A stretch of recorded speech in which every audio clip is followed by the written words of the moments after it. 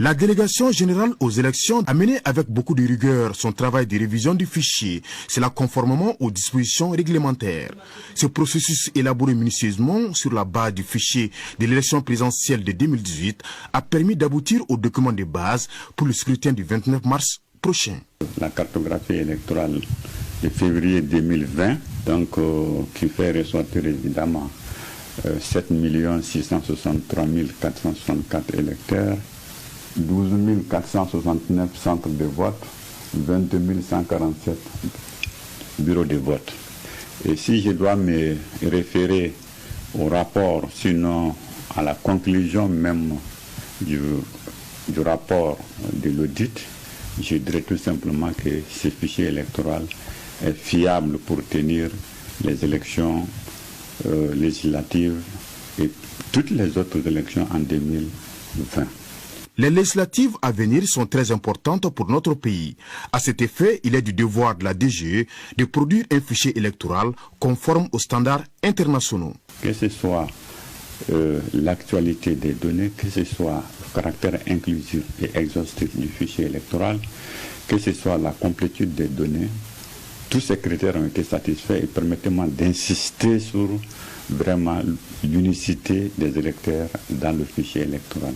Ça, c'est très important. Et les auditeurs ont été très pointillés sur ce point. C'était la recherche des doublons.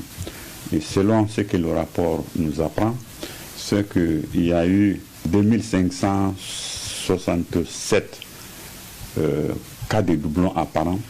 Et quand ils ont approfondi les recherches, les requêtes, et finalement, il est resté 138 doublons apparents. Ça veut dire qu'il y a 69 électeurs qui sont doublement inscrits.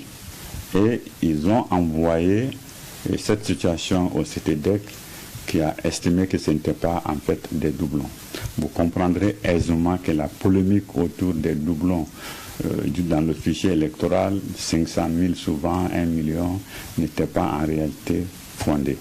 À la DGE, certes, on constate quelques faiblesses, mais la structure pense que celles-ci ne mettent pas en cause la fiabilité du document, base de toute élection démocratique. La première faiblesse, c'est évidemment la présence d'électeurs décédés dans le fichier électoral.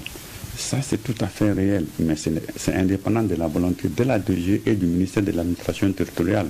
C'est un état de fait et qui s'explique par le fait, à mon avis, que depuis qu'on a supprimé l'impôt per capita, c'est-à-dire l'impôt par tête, les gens, les citoyens ne se pressent plus pour aller déclarer en fait les décès à l'administration. Mais le plus important, c'est de faire en sorte qu'on ne puisse pas utiliser les cartes d'électeurs de ceux qui sont décédés. L'autre faiblesse, ça c'est la sous-inscription des jeunes.